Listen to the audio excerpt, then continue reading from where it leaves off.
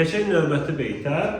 Xazini gəncini əsrarıdır, hər dəm çəkər, rişteyi izharə min gövhəri əsrar söz.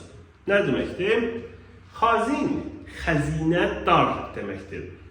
Xəzinənin sahibi deməkdir. Xazain sözü var, xozdiyayin belə yazılır. Bu xəzinə dardır.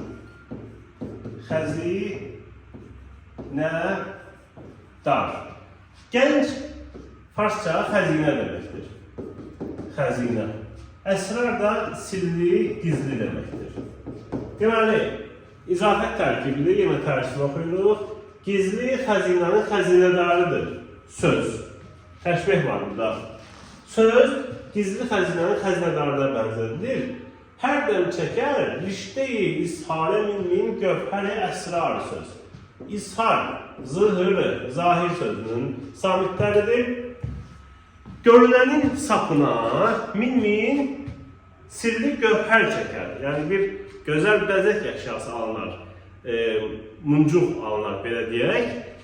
Deməli, bəs bu söz hardan götürür bu gövhərləri? Çünki sirli xəzinənin sahibidir. Xəzinənin sahibi sözdür. Bəs bu xəzinə nədir? Xəzinə bizim bədənimizdir. Bizim bədənimizin sahibi, həmin xəzinənin sahibi sözdür. Yəni bir insana biz baxanda onun haqqında müəyyən təəssüratımız yaranır bilər, amma tam dəqiq təəssüratımız yaranmır.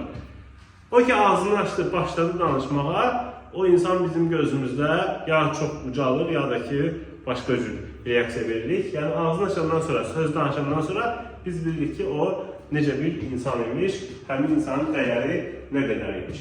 Deməli söz hardan götürür bu gövhərləri? Xəzinədən, bizim bədənimizdən, beynimizdən. Həmin xəzinənin sahibi sözdür. Keçək növbəti beytə. Qəzənin şah beyti budur. Olmayan qəvvasi bəhri mərifət arif deyil. Kim sədəf tərkibi təndir löylü şəhvar söz. Qəvvas üzgüçü dalğıc deməkdir. Bəhr dəniz deməkdir. Mərifət də bilirsiniz mərifət nədir? Mərifət dənizinin üzgüçüsü olmayan arif deyil. Arif, yəni bilən deyil. Kim? Sədəf tərkibi təndir, löylü şəhvar söz.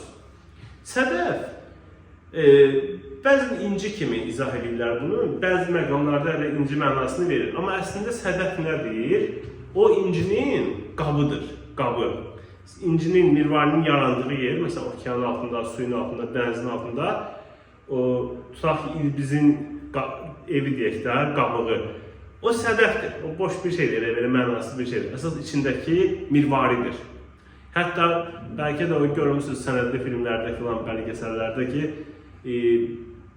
Hind işçilər günü $1, $2 okeanın altında gedirlər, o şeyləri yığırlar, mirvariləri, sədəfdən ayrılırlar və hətta qazancı ilə, sahibkara verdiyi qazancla, fəhləyə verilən qazanc arasında ən böyük fərq olan iş kimi o götürülür bəzi yerlərdə ki, onlara $1, $2 verilir, amma görünə qədər qazanırlar.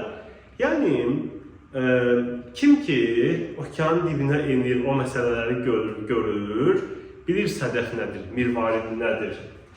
Və olmayan qəvvasi bəhri mərifət, indi burada mərifət dənizin üzgüçüsü olmayan da bilməz ki, sədəf tərkibi təndir. Tən, bədən. Bədən tərkibi sədəfdir. Yəni mənasız qabıq. Boş bir şey. Bəs həmin bədənin şaha layiq, löylü şəhvar. Şaha layiq, ləli nədir? Sözdür. Bizim bədənimiz boş bir şeydir, mənasız bir şeydir. Amma həmin bədənin şahlara layiq sözü, incisi, ləli sözdür. Bunu kim bilməz? Mərifət dənizin üzgüçüsü olmayan. Necə ki, sədəf okeanın dənizin dibində olur, mərifət dənizində dalğıcı, dərinlinə baş vuran bilir ki, bədən boş şeydir. Amma arif olmayan adama desən ki, insanın bədəni boş bir şeydir, əsas sözüdür, deyəcək ki, söz nədir ki, əsas mənim bədənimdir, mən öyrəndən sonra nə olur olsun. Amma arif adamlar deyir ki, əsas sözdür. Həm dini baxımdan yanaşsaq, həm də ümumiyyətlə bu mənəvi məsələlərdə Yəni arif adamlar bilir ki, sədəf tərkibi təndir, lövlüyü şəhvar söz. Sonra davam edək.